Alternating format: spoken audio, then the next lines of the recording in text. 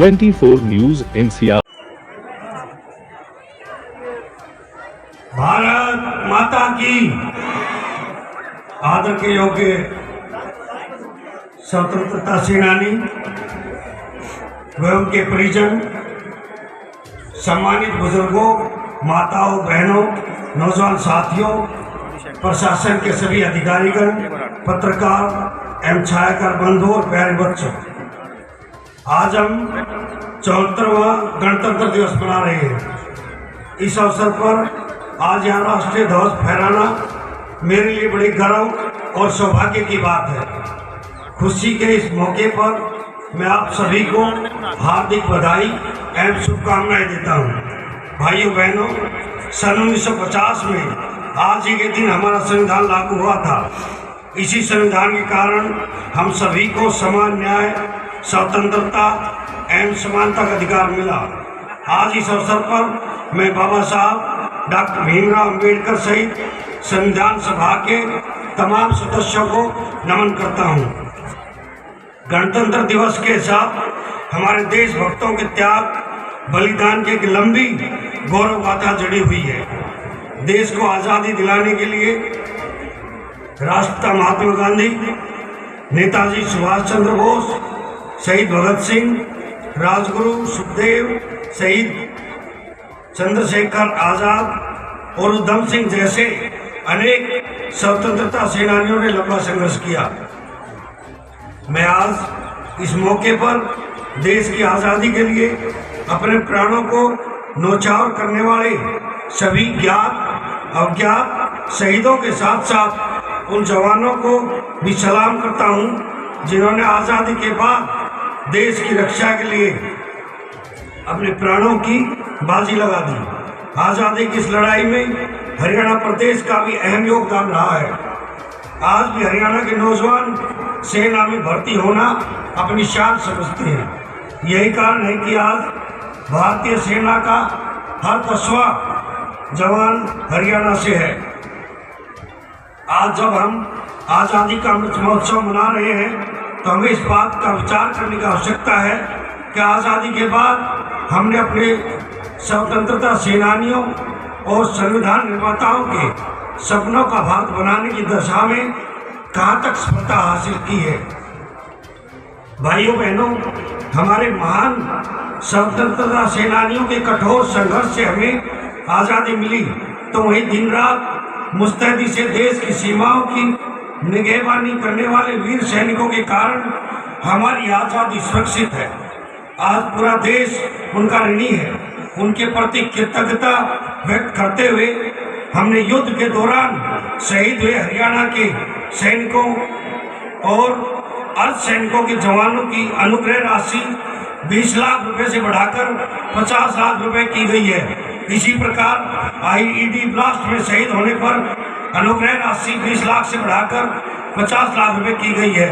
युद्ध अथवा आंदोलन, आतंकवादियों से मुठभेड़ या अन्य किसी घटना के दौरान घायल हुए सैनिकों और अर्धसैनिक बलों के जवानों की अनुग्रह राशि निश्चितता के आधार पर बढ़ाकर 35 लाख रुपए, 25 लाख रुपए और 15 लाख रुपए की गई है।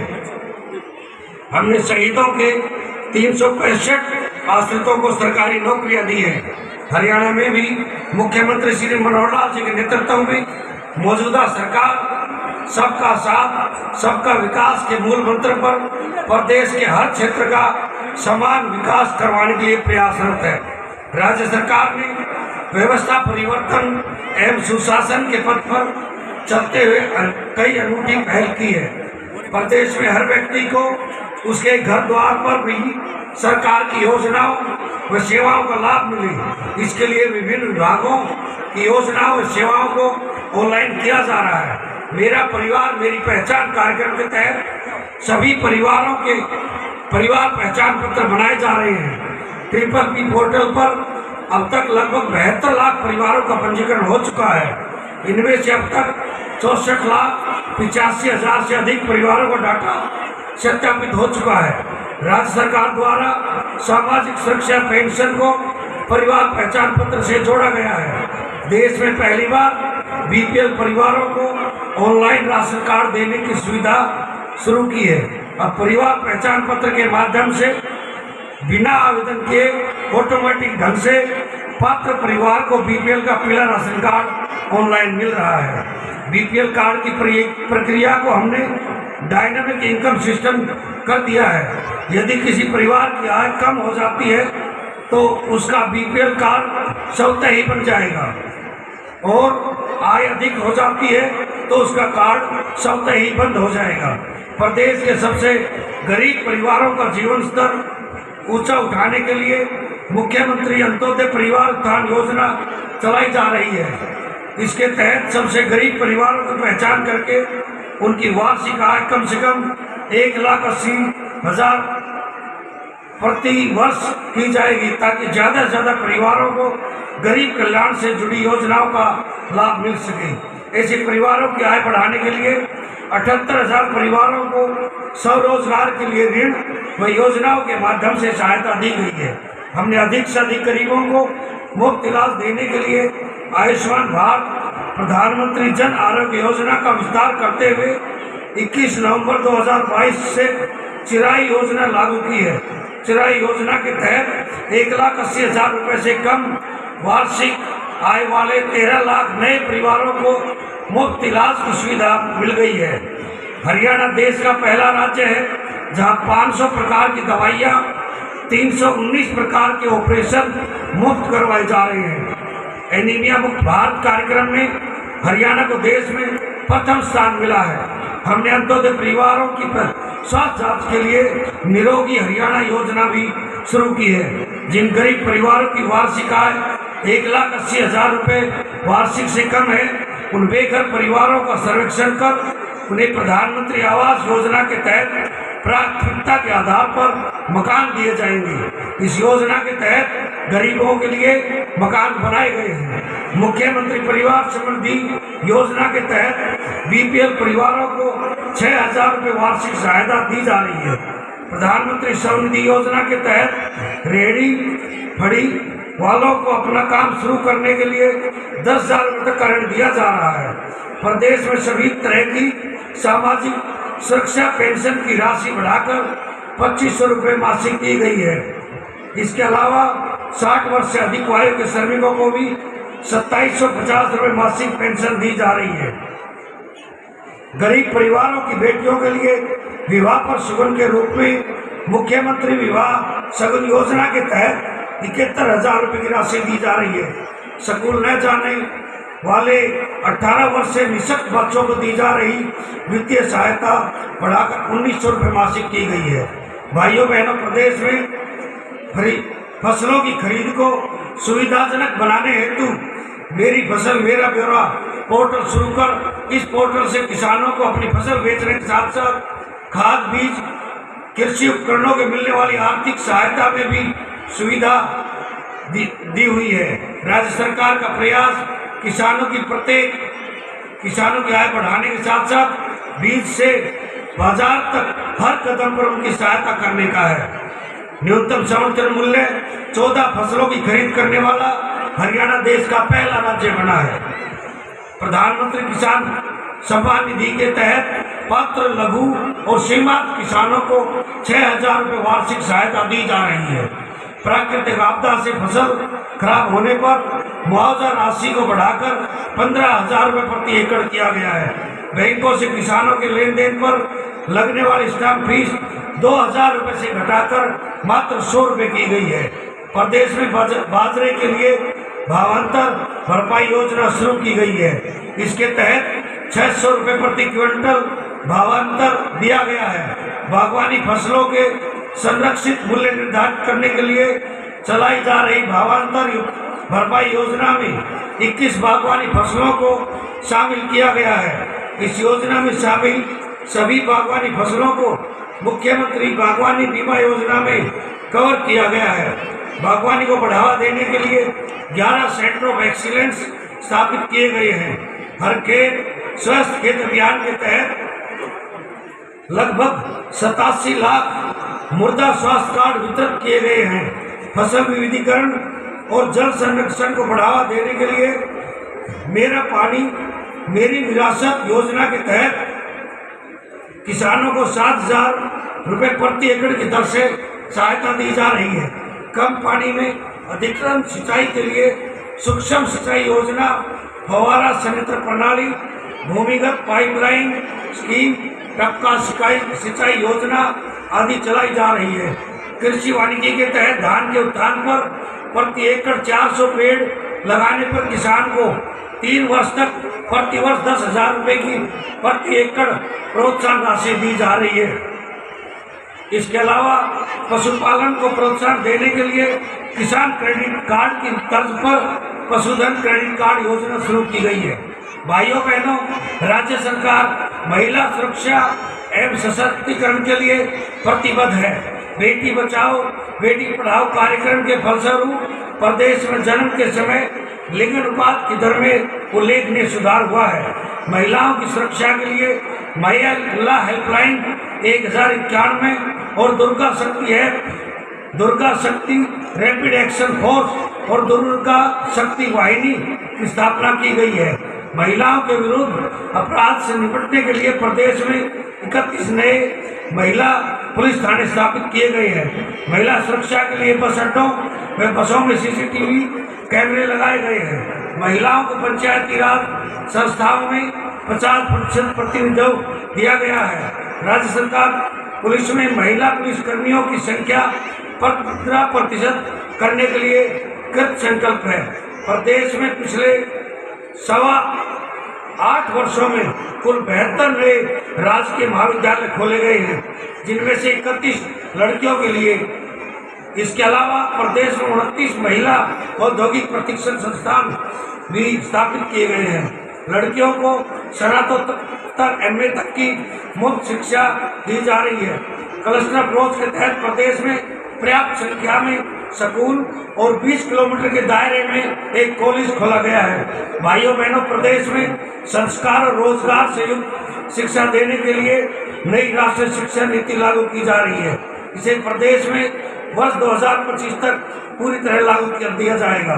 प्रदेश में KG से लेकर PG तक की शिक्षा एक ही परिसर में देने की अवधारणा पर काम किया जा रहा है। प्राइवेट स्कूलों की तर्ज पर सुविधा देने के लिए 126 नए मॉडल संस्कृत स्कूल खोले गए हैं। सरकारी स्कूलों में पढ़ने वाले 10वीं व 12वीं कक्षा के छात्रों को लगभग 6 लाख टैबलेट मुफ्त दिए गए हैं। तकनीकी संस्थाओं में उद्योगों की जरूरत के अनुसार प्रशिक्षण के लिए उद्योगों के साथ MOU किए गए हैं। हमारे युवा प्रतियोगी परीक्षाओं में अव्वल रहे, अग्रणी रहे, इनके लिए सुपर 100 प्रोग्राम चलाया जा रहा है। यह गर्व की बात है कि इसके तहत कोचिंग पाने वाले विद्यार्थी IIT मेंस और नीट जैसी राष्ट्र स्तर की परीक्षाओं में मेरिट स्थान प्राप्त कर रहे हैं। युवाओं को नौकरी के लिए बार बार आवेदन करने, फीस भरने से छुटकारा दिलाने के लिए एकल पंजीकरण की सुविधा शुरू की गई है।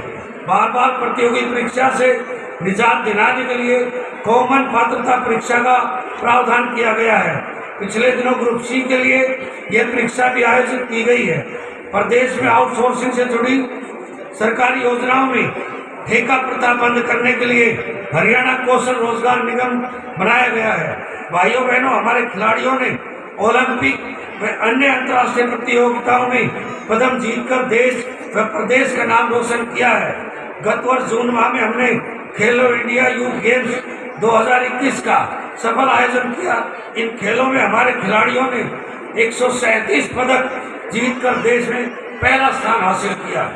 यह सब हमारे खिलाड़ियों की लगन व मेहनत और सरकार की खेल नीति का शुभ परिणाम है। टोक्यो ओलंपिक में हमने कुल 7 पदकों में से 3 पदक हरियाणा के खिलाड़ियों ने जीते हैं। हॉकी में कांस्य पदक जीतने वाली टीम में हमारे 2 खिलाड़ी शामिल हैं। हरियाणा महिला हॉकी टीम में, देश की महिला हॉकी टीम में 9 खिलाड़ी हरियाणा की हैं, जिन्होंने अपने दम और कौशल से सबका मन जीता है। हरियाणा पदक जीतने वाले खिलाड़ियों को पुरस्कार के रूप में देश में सर्वाधिक नगद राशि देता है। ओलंपिक की तैयारी के लिए 5 लाख रुपए की एडवांस प्रोत्साहन राशि देने वाला हरियाणा देश का पहला राज्य है। इसके साथ ही एशियन, पैरा एशियन, कॉमनवेल्थ खिलाड़ियों को भी 2.5 लाख रुपए एडवांस देने का प्रावधान किया गया है। हमने उत्कृष्ट खिलाड़ियों के लिए सुरक्षित रोजगार सुनिश्चित करने हेतु हरियाणा प्रतिभाशाली खिलाड़ी नियम 2018 बनाए हैं। खिलाड़ियों के लिए रोजगार सुनिश्चित करने के उद्देश्य से खेल विभाग में 550 नए पद भी बनाए गए हैं। भाइयों बहनों, उद्योग प्रदेश की आर्थिक स्थिति को मजबूत करने और रोजगार देने में महत्वपूर्ण भूमिका निभाते हैं। प्रदेश में सूक्ष्म, मध्य और मध्यम उद्योगों के विकास के लिए अलग से MSME विभाग का गठन किया गया है। प्रदेश में हरियाणा उद्यम एवं रोजगार नीति 2020 लागू की गई है। इस नीति का लक्ष्य 5 लाख नई नौकरियों का सृजन करना, 1 लाख करोड़ रुपए से अधिक का निवेश जुटाना, निर्यात को दोगुना करना, उद्योगों की कॉस्ट ऑफ डूइंग बिजनेस को कम करने हेतु औद्योगिक प्लांटों के लिए विशेष लीजिंग पॉलिसी बनाई गई है। प्रदेश में ब्लॉक स्तर पर लघु व मध्यम उद्योगों के क्लस्टर स्थापित किए गए हैं। उद्योगों में हरियाणा के युवाओं के लिए 75% आरक्षण का प्रावधान किया गया है। गाँव में शहरों जैसी सुविधाएं विकसित करने के लिए हरियाणा स्मार्ट ग्राम विकास प्राधिकरण का गठन किया गया है। तालाबों के सुधार के लिए हरियाणा तालाब और अपशिष्ट जल प्रबंधन प्राधिकरण गठित किया गया है। ग्रामीण क्षेत्रों में हर घर में नल से जल पहुंचाने वाला हरियाणा देश का पहला राज्य है। प्रदेश के 5681 गाँवों में 24 घंटे बिजली दी जा रही है।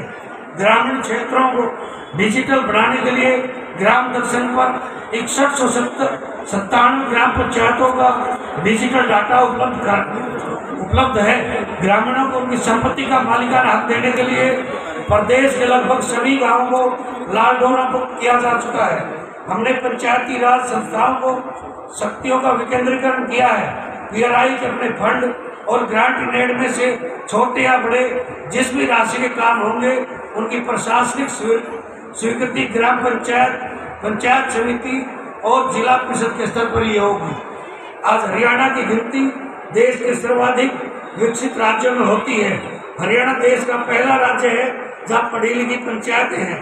हरियाणा देश का पहला राज्य है जिसके शासन में पंचायती राज संस्थाओं की अधिक से अधिक भागीदारी के लिए अंतर जिला परिषद का गठन किया गया है।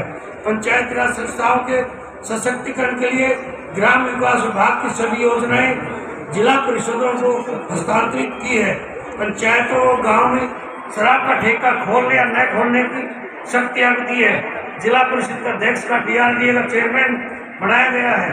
हमने पंचायती राज संस्थाओं के प्रतिनिधित्व को पेंशन देकर उनका सम्मान बढ़ाया है। इसी प्रकार सभी नगर निकायों को शक्तियों के विकेंद्रीकरण के लिए कई कदम उठाए हैं। शहरी निकाय को मजबूत बनाने के लिए हमने मेयर का डायरेक्ट चुनाव करवाया है। पंचायती राज संस्थाओं और शहरी स्थानीय निकायों की वित्तीय स्थिति मजबूत करने के लिए संपत्ति के पंजीकरण के लिए स्टाम्प ड्यूटी का 2% राजस्व इन्हें प्रदान किया गया है। शहरों की हर संपत्ति की प्रॉपर्टी ID बनाई जा रही है।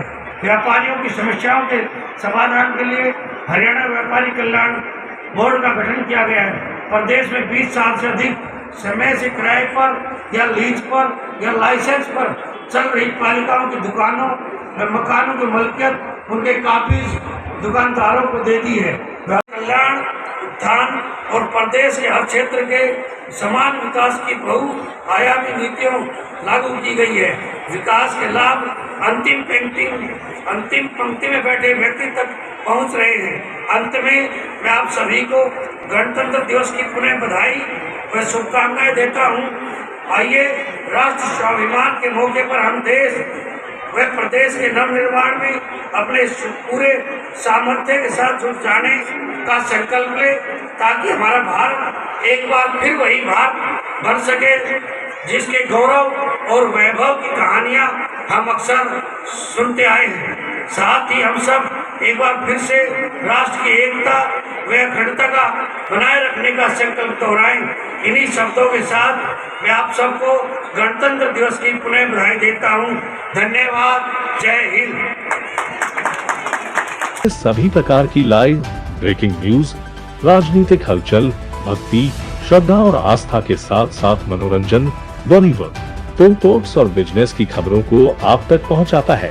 चैनल का उद्देश्य गुरुग्राम, रेवाड़ी, फरीदाबाद, रोहतक, झज्जर, मेवात और हरियाणा की लेटेस्ट खबरों को आप तक पहुंचाना है, इसलिए जुड़े रहें हमारे साथ। 24 न्यूज NCR, आपके हक की आवाज।